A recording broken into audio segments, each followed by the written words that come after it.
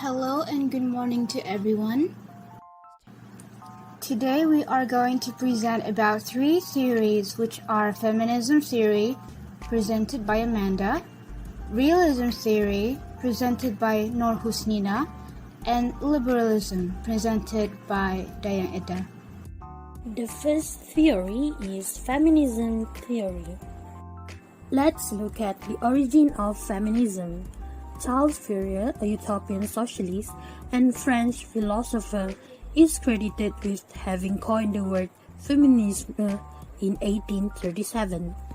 The words feminisme and feministe first appeared in France and the Netherlands in 1872. Feminism refers to a collection of movements and philosophies aimed to identify, create, and protecting women's political, economic, and social rights. Many classical and medieval philosophers justified or did not condemn the slave status of certain humans because they claimed that humans are not equal due to some differences.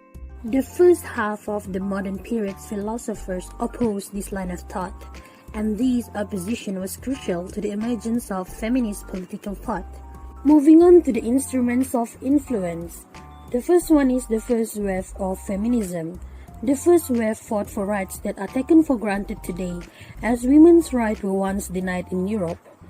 One of the important incidents took place in England, 1919. Nancy Astor became the first woman to take her seat in the House of Commons. Next, the second wave of feminism.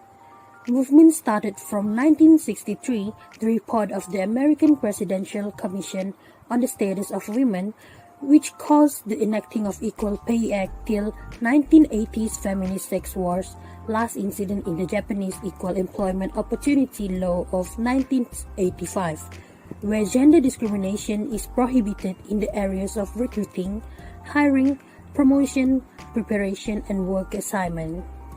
One of the important incidents is in 1977, the Canadian Human Rights Act was passed, prohibiting discrimination based on characteristics including sex and sexual orientation, and requiring equal pay for equal work value. Lastly, the third wave of feminism. The events that make up the third wave of feminism began with the publication of Rebecca Walker's article, becoming the third wave in 1991, shortly after the founding of the Riot Girl movement in Washington, and have continued to this day. One of the important incidents was in 1994. The Gender Equity in Education Act became law in the United States. It banned sexual stereotyping and gender discrimination in the classroom. Let's look at the characteristic features. First, feminism wanting things to be equal between both men and women. Second, gender plays a vital role in the expression of human potential. Third, women should have the power to make their own decisions regarding their bodies. Feminism has its strengths and weaknesses too. The strength of feminism is it emphasizes women's exclusion from decision-making and social processes by making them noticeable. It also encourages women to lead and show their ability of being a good leader. And feminism exposes and deconstructing socially constructed gender norms. As for the weaknesses, it fails to recognize the diversity of women's backgrounds and excludes the experiences of men. Some of the movement may cause misunderstanding among society, especially when men and women take it seriously. The significance of feminism theory. Feminist theory may provide new insights into state behavior and human needs, especially for those living on the margins of the international systems.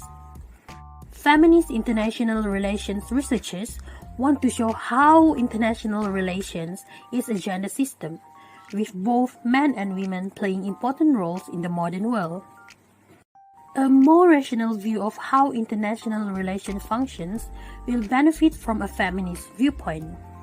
It will also aid in achieving certain aspects of international policy and decision-making that are currently overlooked, such as human security. How feminism can help us to understand globalization of world politics. Globalization helps women in many aspects, including the involvement in economy and politics. With their involvement in the global world, feminists will get to spread feminism ideology, which then increase the gender equality in various sectors. Feminism is about all genders having equal rights and opportunities. The emergence of feminism has changed the way people view women. Women are not only mothers, they can also be a leader in world politics.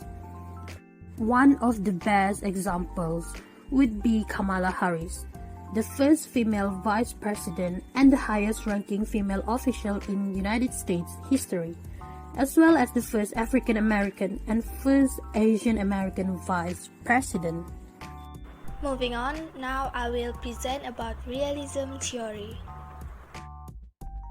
Now let's take a look on the origin of realism. In the discipline of international relations, realism is a school of thought that emphasizes the competitive and conflictual side of international relations.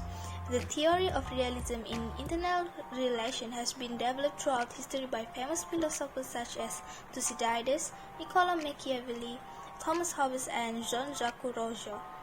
Realism roots are often said to be found in some of humankind's earliest historical writings, particularly Thucydides' history of Peloponnesian War. Let's meet the founder of the school. Thucydides is an ancient Greek historian who believed that states were highly unequal in their power and capabilities. He professed the ethic of caution and prudence, as well as the foresight and good judgment if a country is to survive and prosper. In his book, History of the Peloponnesian War, he argues that justice in international relations is not about equal treatment but knowing your proper place. Realism theory developed in reaction to a liberal tradition that realists called idealism. Idealism emphasizes international law, morality, and international organization rather than the power alone as the key influence on international events.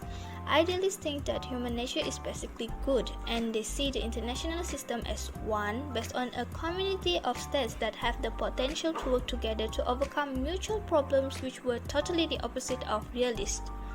Following the painful experience of World War I, idealists placed their hope for peace in World War II, but those hopes were dashed when that structure proved helpless to stop German, Italian, and Japanese aggression in the 1930s. This is one of the reasons of the spark of realism theory in international relations. Probably the most prominent feature of realism is its assumption about human nature. Realism says that human nature is egoistic and selfish. Realists believe in power and nationalism over supposedly unrealistic norms such as morality and ethics. They believe states are national actors and the basic units, so they need to keep, increase, and demonstrate the power to survive in this anarchical system of international relations. As Morgan, a prominent realist, suggests that politics is an autonomous sphere. It has its own rules and principles which are different from ethics and morality. The security dilemma is another point of view, as there is no other power than the states to cater to the security of the state according to the realists. Some of the strengths for realism theory are it recognizes the limits of the balance of power and it is comprehensive as it covers every level of analysis. Meanwhile, one of the weaknesses of this theory is it gives a lot of importance to military power and ignores other forces such as ethics and economic power. The significance of this theory in today's diplomacy and international relations is realism is a model to international relations that has simultaneously emerged through a number of research studies within a delimited and concise but still diverse analysis tradition. So, how the realism theory can help us understand the globalization of world politics? Have you ever wondered why countries build up their military or go to war? Realists will say that at the heart of every state, they need to look out for themselves because you can't trust anybody else. So if the other countries build up their military to get more powerful, realists believe that you cannot trust them to not use that military against you, so you have to build your own too. John Mearsheimer said realism paints a rather grim picture of world politics. The international system is portrayed as a brutal arena where states look for opportunities to take advantage of each other and therefore have little reason to trust each other. Daily life is essentially a struggle for power where each state strives not only to be the most powerful actor in the system but also to ensure that no state achieves this lofty position. That's all for me for Realism Theory. Thank you. Next is Liberalism Theory. Here are the founders of liberalism: John Locke and Adam Smith. John Locke is an English philosopher who developed a theory of political authority based on natural individual rights and the consent of the governed. And then there's Adam Smith, who is a Scottish economist and philosopher who argued that societies prosper when individuals are free to pursue their self-interest within an economic system based on private ownership. Let's look into the origin of liberalism. When liberalism became popular among Western philosophers and economists, it became a distinct movement in the Age of Enlightenment. The dominant social and political traditions of hereditary, state religion, absolute monarchy, and king's divine rights were rejected by liberalism. John Locke argued that each individual has a natural right to life, liberty, and property, and the government must not violate these rights. The liberal philosophy was used by leaders in the Glorious Revolution, the American Revolution, and the French Revolution to overthrow the royal tyranny. Let's get into the instrument of influence. A few years later, the French Revolution started because of the widespread discontent with the French monarchy and the poor economic policies of King Louis XVI. The French Revolution overthrew the hereditary aristocracy with the slogan "Liberty, Equality, and Fraternity." Leaders of the Glorious Revolution, the American Revolution, and the French Revolution used that liberal philosophy to justify the armed overthrow. Liberalism started to spread rapidly after the French Revolution. Liberal governments were founded in countries across Europe and South America during the 19th century. During the 19th and early 20th century in the Ottoman Empire and Middle East, liberalism influenced periods of reform such as the Tanzimat and Nahda and the rise of secularism, constitutionalism, and nationalism. In Europe and North America, the establishment of social liberalism became a key component in the expansion of the welfare state.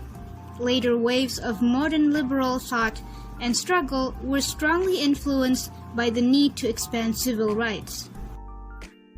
Here are the 10 characteristics of liberalism. I will now be reading 5 of them, which are absolute value of human personality. The second is spiritual equality of all individuals. Third is autonomy of individual will. Fourth is essential rationality and goodness of man. And the fifth is inalienable rights. Liberalism has its own strengths and weaknesses. The strength of liberalism is that it contains a set of analytical tools and policy prescriptions that enable society to maximize its return from scarce resources. There are costs associated with violating laws of economics, which according to liberals are laws of nature. Alternative to liberalism could be a society where everyone loses in absolute terms. The weaknesses of liberalism is that, according to a Marxist critic on capitalism, and whether it is interdependence or dependence. Liberalism prioritizes the empirical evidence only from the developed countries of the world. Liberalism makes wars seem less important.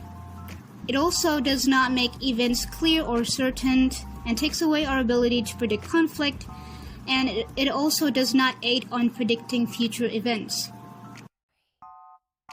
Here is the significance of liberalism. The main concern of liberalism is to construct institutions that protect individual freedom by limiting and checking political power.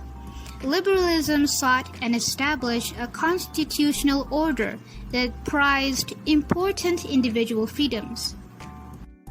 How liberalism can help us understand globalization?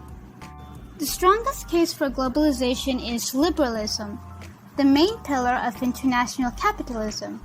By understanding what liberalism is, it will help you understand what globalization is in a world of politics. Liberalism is achieving lasting peace and cooperation in international relations, and the various methods that could contribute to their achievement. Globalization is measured by the weighting data on the number of embassies and high commissioners in a country, the number of the country's membership, its participation in the UN peacekeeping, and the number of international treaties signed by said country. Through the establishments of organizations like the United Nations, UN, liberalism has become more rooted in international cooperation. The UN promotes cooperation in many areas including human rights, peace, and economic development. Another example is the Red Cross organization that can respond more swiftly to disasters around the world. That is all from us. Thank you very much.